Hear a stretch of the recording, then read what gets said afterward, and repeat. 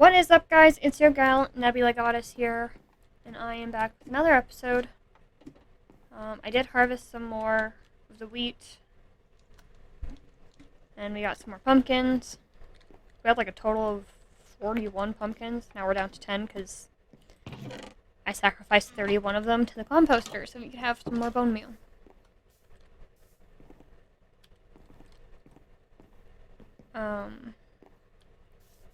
So, yeah. Because apparently, these things are growing really, really fast. I think it'd be pretty cool to try and find some melons, and then we could have melons.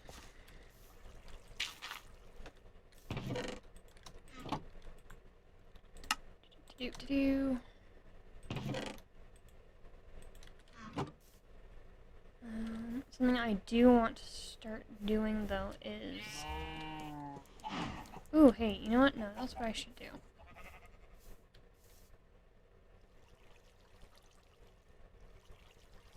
The 4 horsemen of the apocalypse are here! No! That running failed.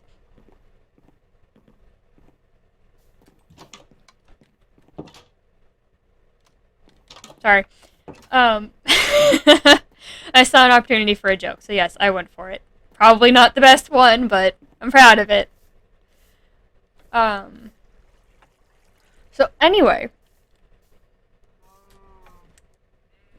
I know what I want to do. What I want to do is, I want to grab one of these, which is the only one that I have. Ah. Now we can make red dye. What I can do with that. After I destroy all of these.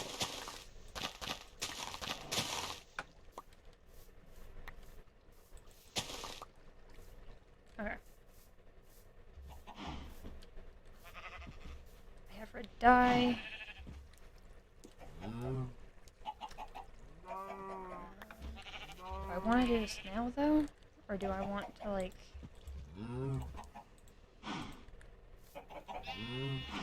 One, two... Get a baby sheep. Okay. And we're going to dye you red. And then all I have to do is just find a cornflower. Because I know where a dandelion is. There's dandelions over there. Oh, and I have one in my inventory. But if I can find a cornflower, then I can make a banner. I can make a banner anyway. But I want to make a specific one.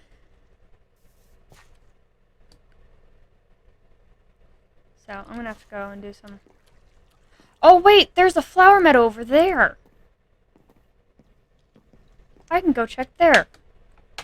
Can you set faster, please? I would like to go that way during the day so I don't get abolished by mobs.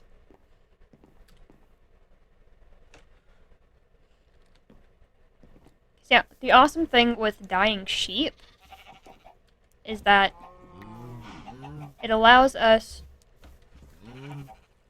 to, like, not waste as much dye when it comes to dyeing wool, because it'll just recolor that same color. So anytime we shear the sheep,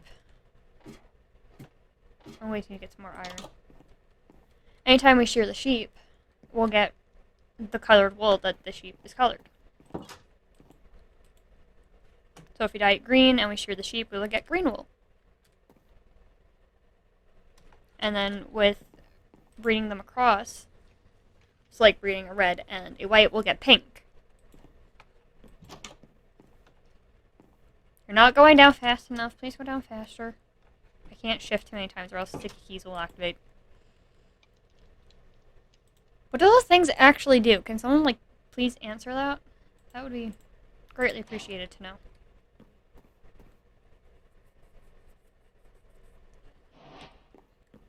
I should take some bone meal with me. Just bone meal in a particular area. So I'm not completely destroying the ecosystem. I want to sleep. Guys, it's not letting me sleep. Also, I learned the hard way.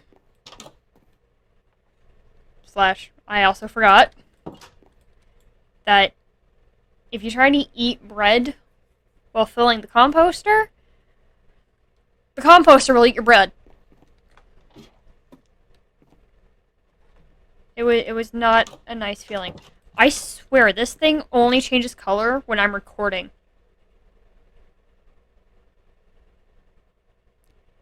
Because in the 10 minutes that I was not actively recording,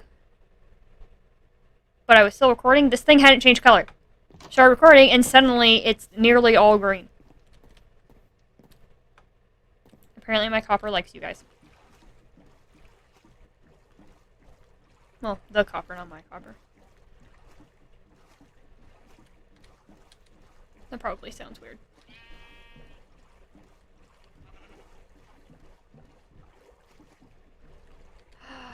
Are those cornflowers? I think those are cornflowers. Those are. Yes.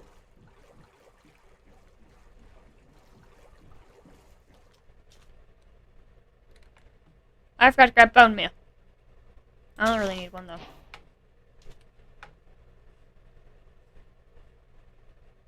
You know what? Technically it wouldn't hurt, because then I can dye one blue.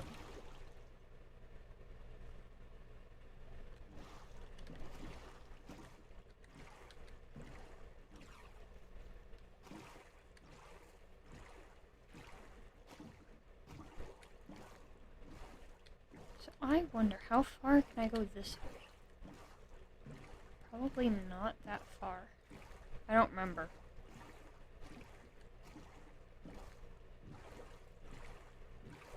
Oh.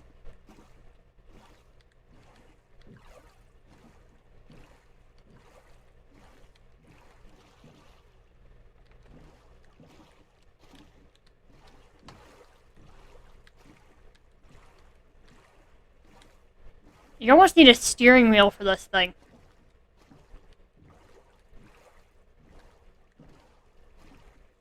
And someone asked Technoblade to test that out, if using a steering wheel would make this, like, a lot easier. Because I know he beat Minecraft with a steering wheel once. That was awesome. Props to him.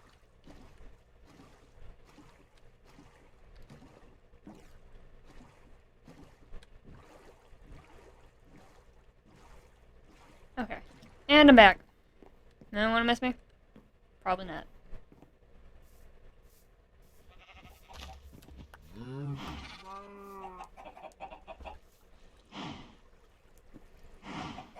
You know what? I think I'm going to dye the baby sheep. Blue.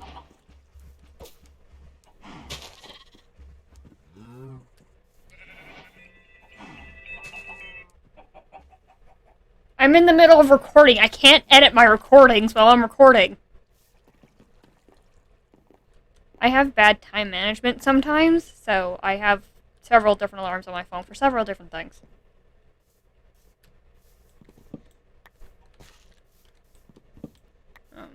Yeah.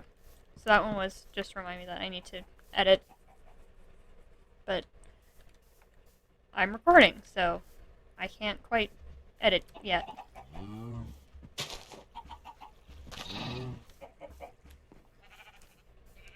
Okay, where is the sun? Over there.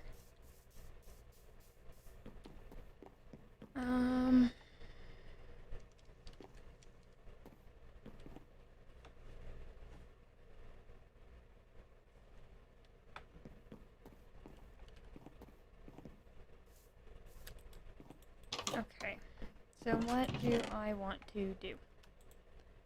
What can be done?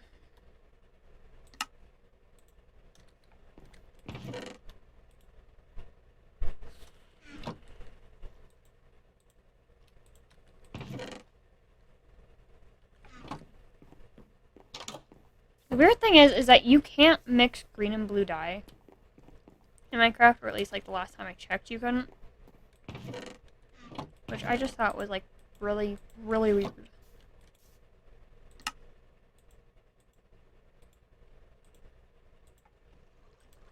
Unless, like, I'm weird and it just doesn't want to work for me.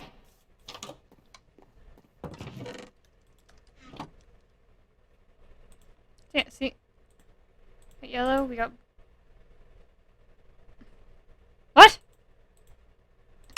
Makes no sense. But now we have 2 light blue dye.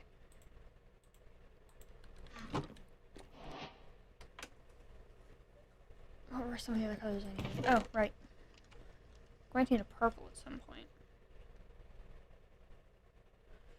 Because there's 2 flags I want to make, actually. Ow! Hit my knee off my desk. I'm fine. I'm a resilient creature. Sounds so pretty.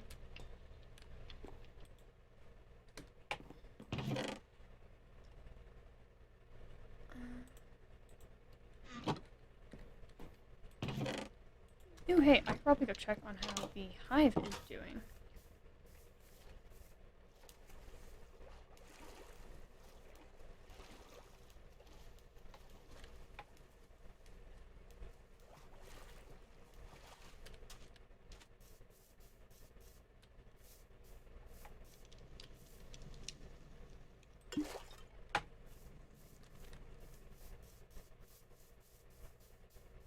Okay, so now we've got another thing. Honey. If we get 2 more, we can make a block of honey.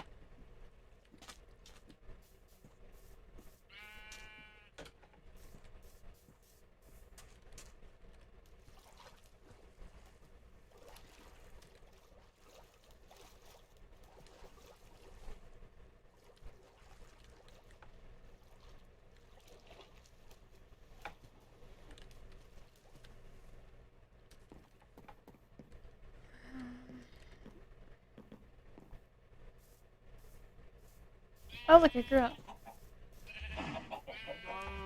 The sheep is an adult. Oh, okay. Well, I slightly messed up. Whatever.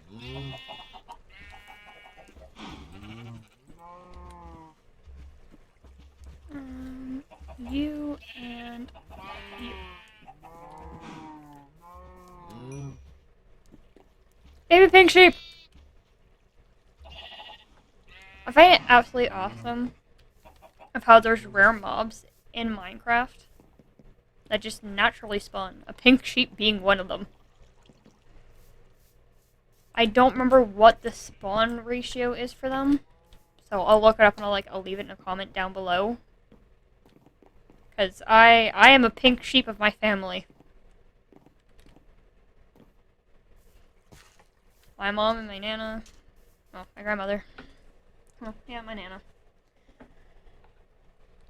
They aren't quite, well, my mom's more of a pink sheep than my grandmother is. My grandmother's a black sheep of the family. And we're proud of that. She's a black sheep with pink highlights in her fur, in her coat, in her wool. Yeah, in her wool. She's getting there. She's turning pink. Slowly but surely. The vast majority of her family are like white sheeps or gray sheeps. Mostly white, though. And they're in a herd of their own, so.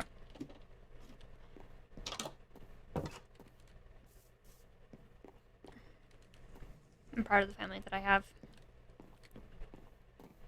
We are all oddballs. And we're very colorful.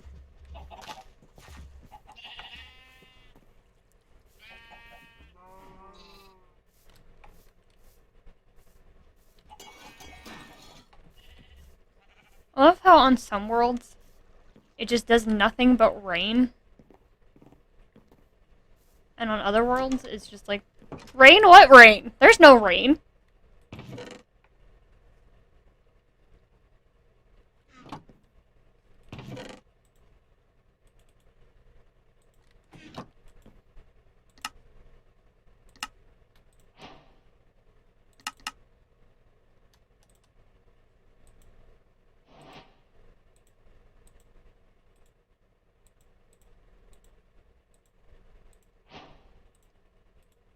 We can even make light gray dye. Yep.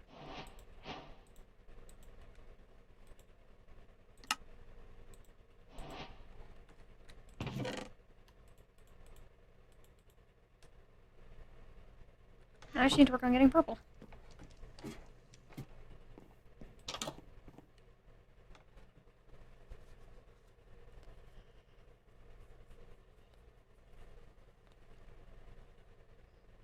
Oh, hey. I haven't been paying attention to my food bar. Not too well, anyway.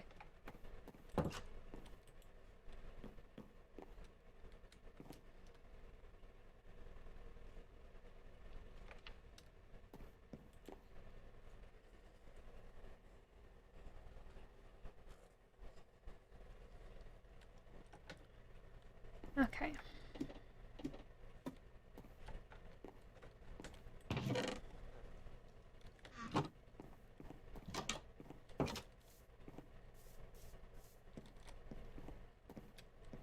Okay, Minecraft is just not letting me run in general today.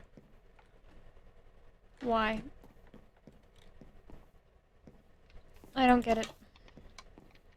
Does anyone else have this problem? Or is it just me?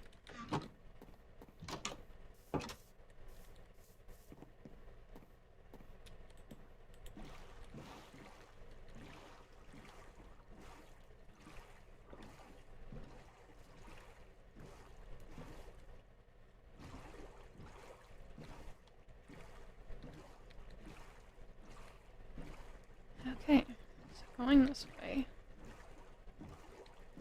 Ooh, you know what would be a good idea, though? If we quickly... Okay, that scared me. Pop up here. Because on 2-block tall plants, you can actually bone nail them and get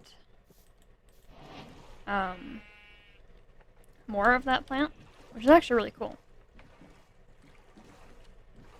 Are you seriously stuck on land? Get.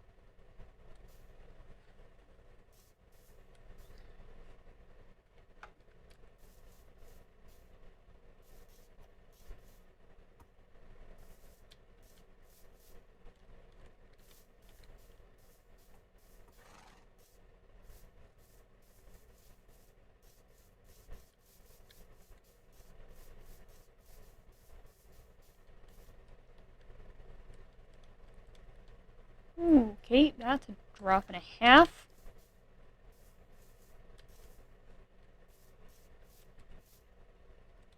Oh, look, there's a bee.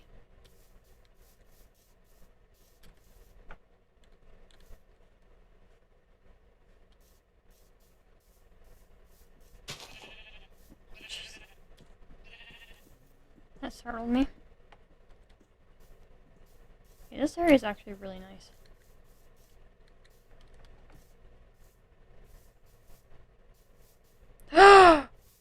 No way! Where's the sun? Did we find it accidentally? Oh, please tell me this one has a farm.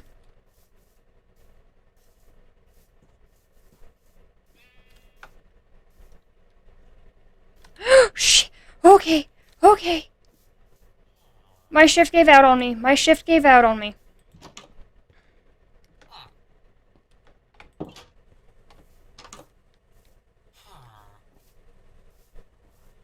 Okay. Jeez.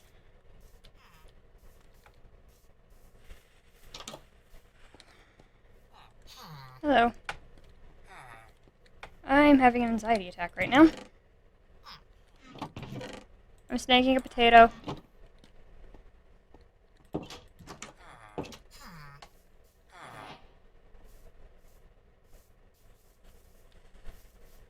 Okay. Oh, there's an iron golem. What are you? Oh, you're a carrot. Sorry. I'm snagging on your carrots. But hey, have some wheat. I grew some wheat for you.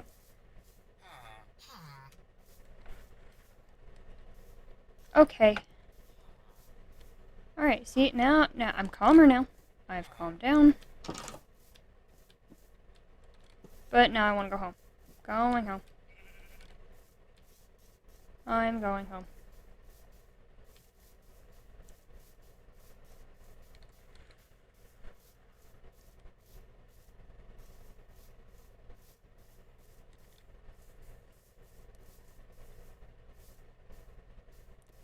Okay.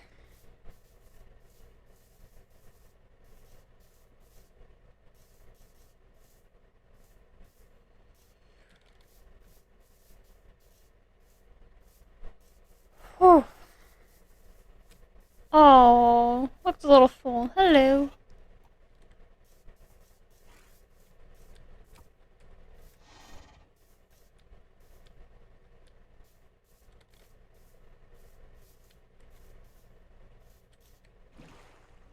Okay.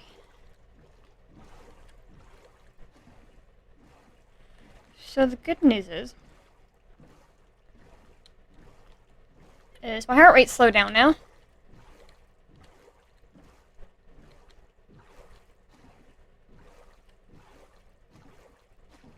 And I'm a bit calmer, especially since I know I'm going home now. But the good news is that we found a village. I don't know if it was the exact same one that I saw on the map. That was close to us. That was over the mountain. Oh! Oh my god. What? Are you serious? Get off my property!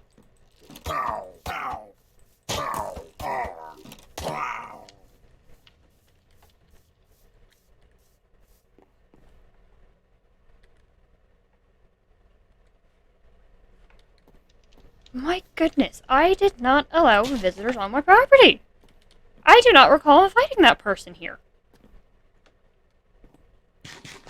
Good lord! And now I need to get a milk bucket. Alright. You are lucky I just came back from the village, and I'm not going back there right now. Because I am not leading you and your friends there.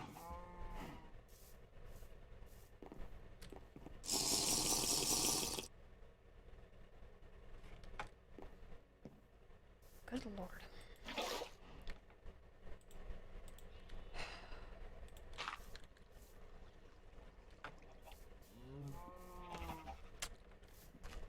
Okay. So, we have carrots and we have a potato. This is good. It's good.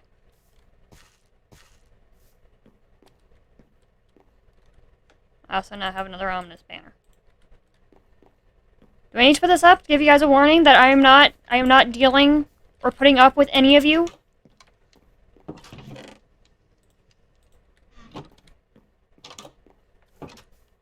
Look at this, look at this, look at this, look at this. I got 2 banners. 2! Okay? Clearly, I am not in the mood to deal with you.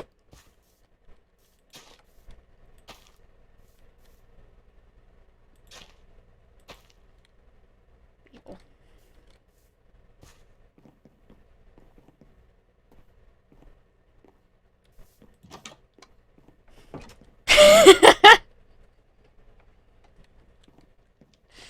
Huh.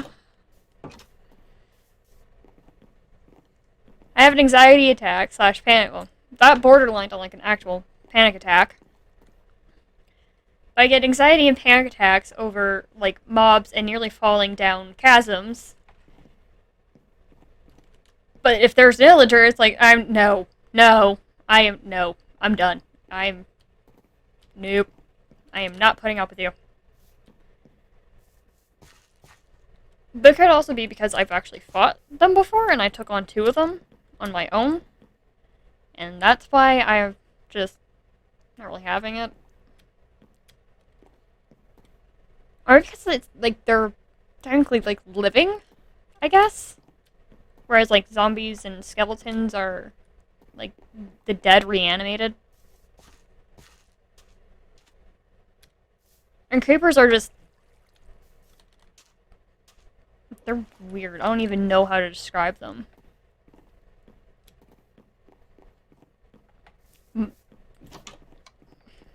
Yeah, I don't even know. I don't even know.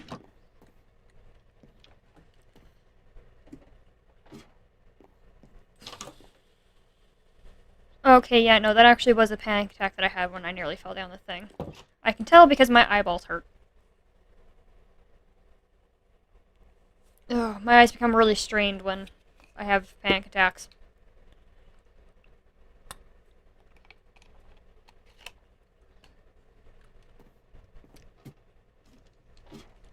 I saw that glitch. I saw that lag.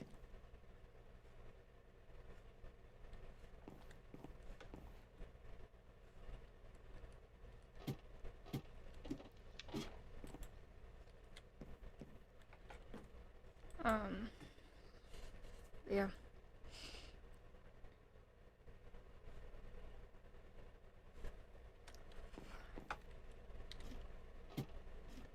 Well, it's also a fairly minor panic attack, too. Especially for me. And that's actually something like I'm quite proud of. Actually, is because we are taught that anxiety is a bad thing, but we're not taught that it's actually a useful thing. And you're probably sitting here going, Nebula, how is it a useful thing? Because when it comes to anxiety being from traumas, and you have panic attacks because of past traumas, then when you have a panic attack and it varies, or even if it's just an anxiety attack, then it allows you to see where you've grown from and where you're going to grow to a degree. And how it does that is because of my words are a bit muddled right now. It gives you an indication as to what you're ready to deal with. Like, if you have a massive panic attack over facing your traumas and healing your past to the point where you're having, like, something that mimics a heart attack or a nosebleed, or what constitutes as a severe and major panic attack for you, because it's going to be different for everyone, then you aren't quite ready to deal with it. And that's okay. But if it's like a minor panic attack, so like for me, a minor one is like having like a fairly fast heart rate with the after effects of my eyes being strained, and just me kind of losing control of my words and shutting down. Sorry. And shutting down. Then, like, it's not quite on the level that I can deal with it. Like, I'm more ready to deal with it than something that would have caused me to have a major panic attack. A one that's in between for me is I have some stomach problems. I get upset stomach.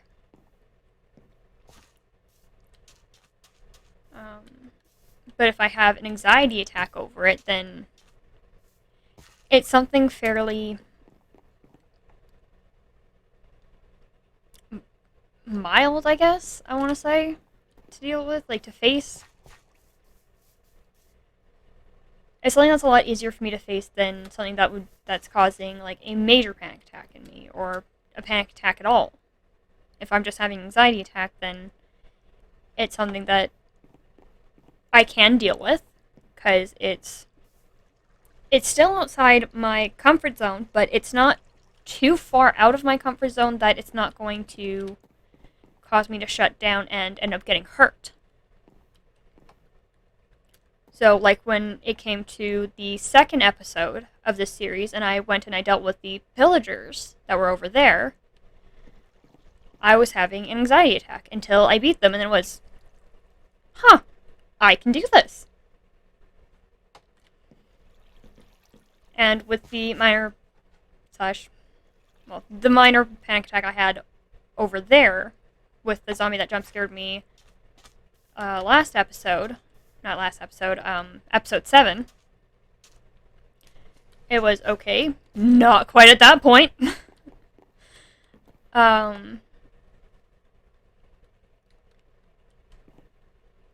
But then, like, also dealing, like, almost falling down that chasm over there, it caused me to have another kind of mild that almost borderlined into a in-between panic attack. Then I'm not quite ready to go, like, splunking. And for those of you who don't know what splunking is, it's when you go cave diving. So jumping down that chasm with a water bucket at the ready.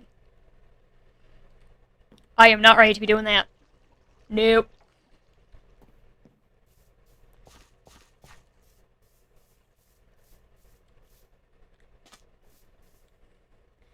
So, anxiety and panic attacks can actually be quite helpful to give you an indication as to what's comfortably outside your comfort zone, per se.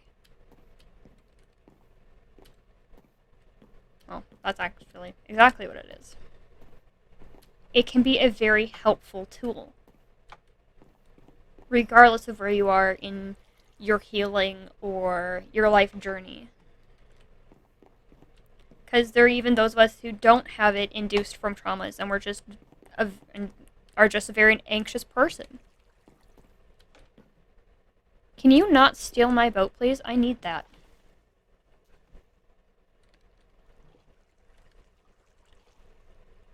So, like, that's something that I still struggle to remember, especially, like, in the moment of having a panic attack. Because it's not easy to remember that type of stuff whenever you are having one. Because it's just, logic doesn't exist in the moment. There is no sense to be made of anything.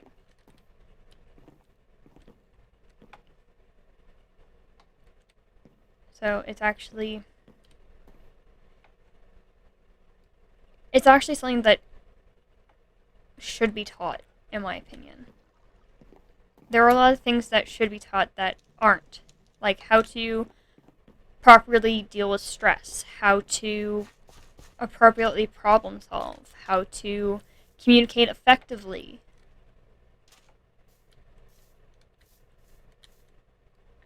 And how to properly utilize fear so you don't turn it into anger and hurt yourself or someone else. How to use your anxiety to your advantages, and how to use them to gauge how comfortable you are with something. Whether or not it's something that you can deal with on your own, or if you need someone to help you, or if it's just not something that you can face quite yet. But there are also moments, too, where you're not really ever going to be ready to face something, to deal with something. It's just going to be I have to deal with this now.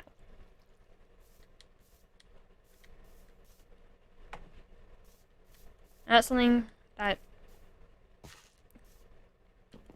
honestly is okay. There is nothing wrong with that. There never will be.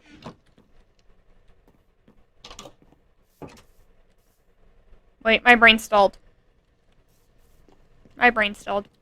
It's okay to not be quite ready to deal with something, because none of us are ever really ready to deal with something. There will never really be anything that we can truly, fully be prepared to deal with.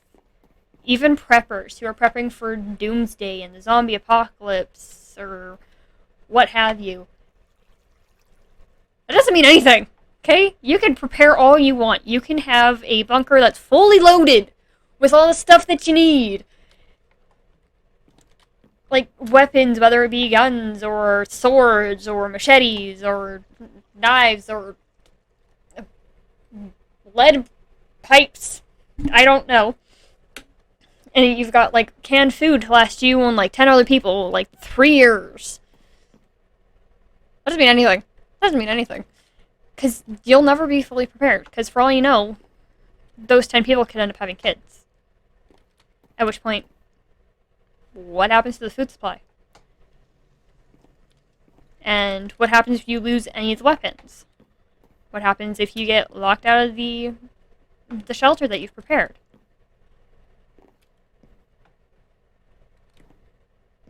Like, you can't totally be prepared for everything.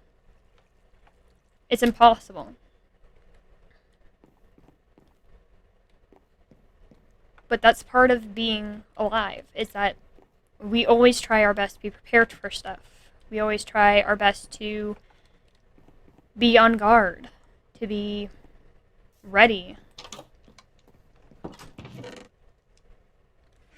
Like, some of us are, yeah, definitely more prepared for others and can hit the ground running. Okay, I am not paying attention to my food bar. See, this is disordered eating for you.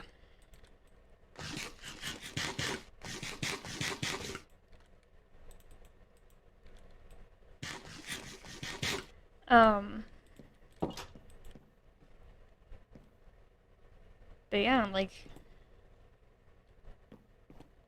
running can only get you so far as well. Another part of it is going to be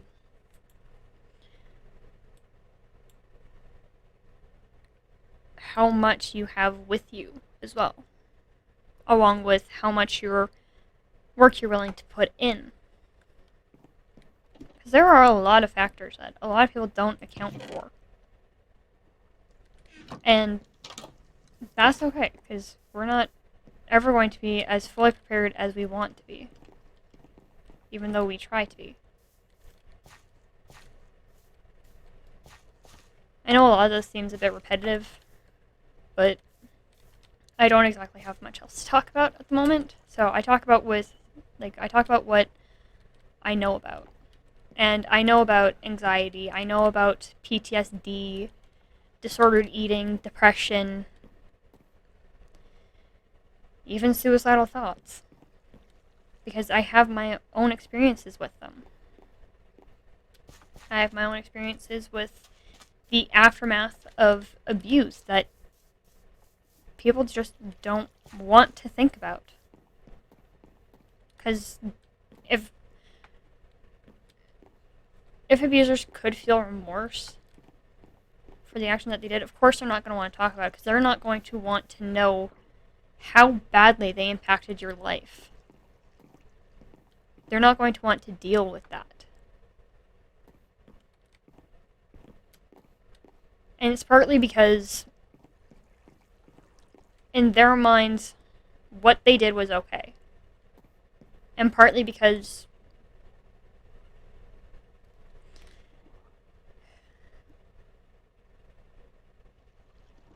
they also just don't want to face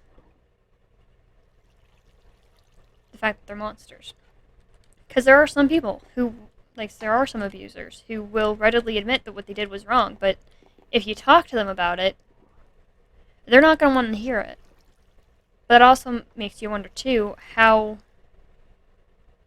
sorry they really are.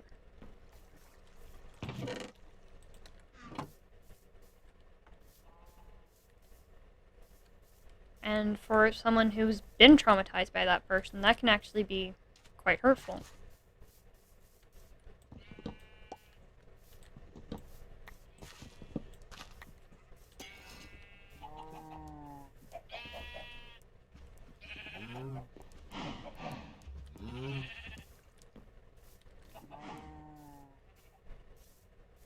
But those of us that are willing to stand up to our abusers, whether it be directly or indirectly, and I know you're probably wondering, how can you indirectly stand up to your abuser?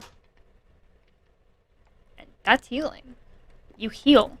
That's standing up to them. That's letting them know that they no longer have power over you.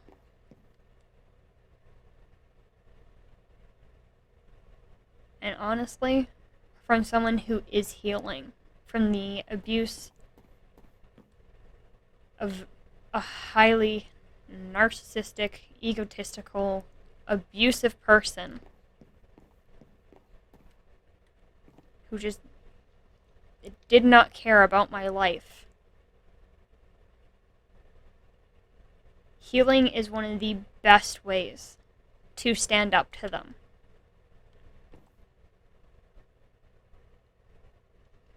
And it's also one of the best ways to tell them, look, you tried to kill me. You tried to beat me down. But you didn't kill me. As that squid just dies. Oh. Mojang, please, can you just update the AI just a smidge for the squids? Please? Please? Please? Just... Ugh.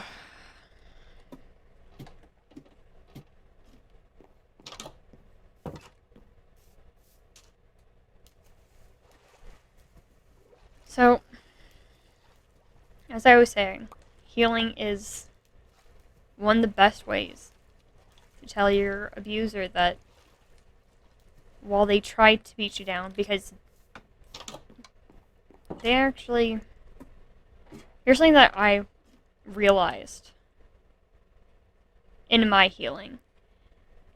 That the only reason that they felt the need to try and break you down, to try and make you feel like you're nothing, wasn't because you are, or you were to them, but it's because they saw something in you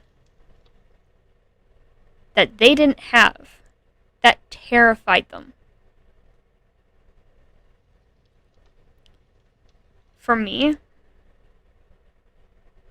one of my theories when it comes to myself and the fact that my father abused me is because he saw too much of his mother in me. Because her and I actually had a lot in common. And I never met her. And I think that terrified him even more. Because she passed away before I was born. Her and I had a lot of the same interests, a lot of the same hobbies. And he actually didn't quite like that. And I had so much more compassion and understanding and patience than him. He didn't like that either. So he tried to break me. He tried to kill me. He tried to make me feel like I was worthless and tried to make it to the point where if he couldn't kill me, I would kill myself on his behalf. I'm still here. I'm still going. I've got an amazing life. I have a loving mother who has done everything she can to protect me and to make sure that I've grown up healthy and happy. I have an amazing grandmother who does her best to stand by my side even when she doesn't quite understand what's going on. I've got amazing adoptive family, like my aunt, my cousins, my sister, who are all backing me. And I've had plenty of abusers over my life so far. I've had my father, I've had teachers who would bully me more than students would. Even some of my mom's exes weren't that nice to me. But in the end, I still had my mom, my grandmother, my sister, my aunt, my cousins. And I still, to this day, wake up every morning.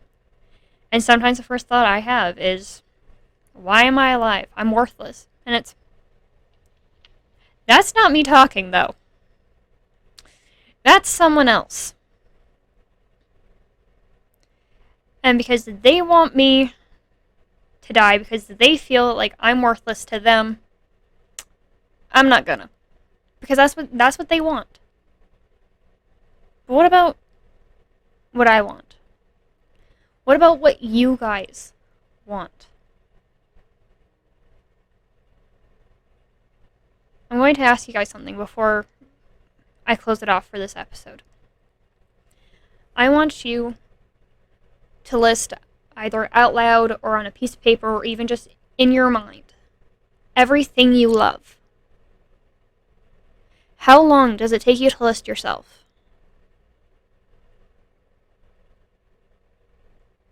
Now make another list. What do you want? How long does it take you to list yourself on that list as well? And I try to do this every day with myself. Sometimes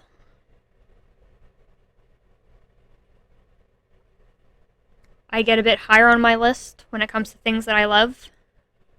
But when it comes to things that I want, where I sit on my list never changes. On my list of things that I want, I'm number one.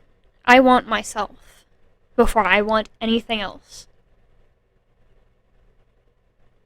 The second thing that I want is for Mom to know that she's healthy. I want my mom to know that she's loved. And I want her to be able to be healthy and live in a good home with me, where I can properly provide for her.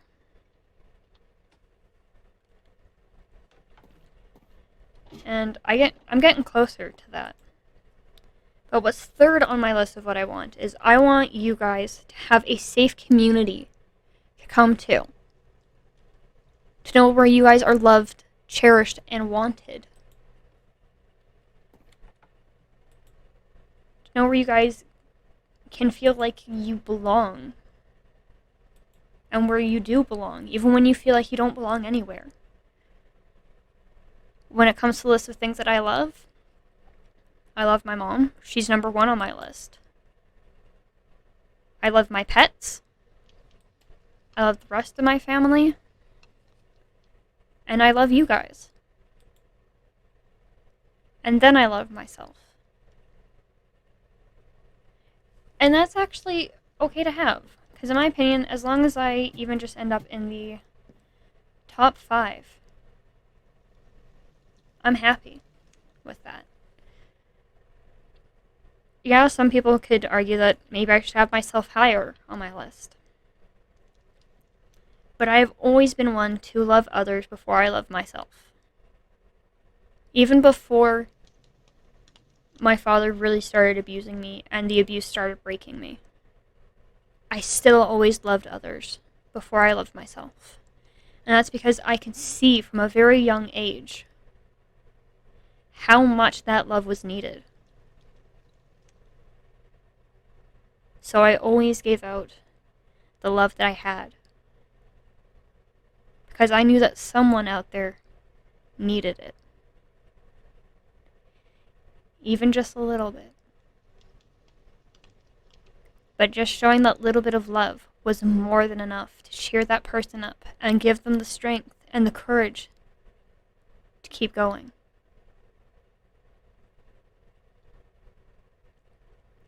So I'm going to leave the video off here.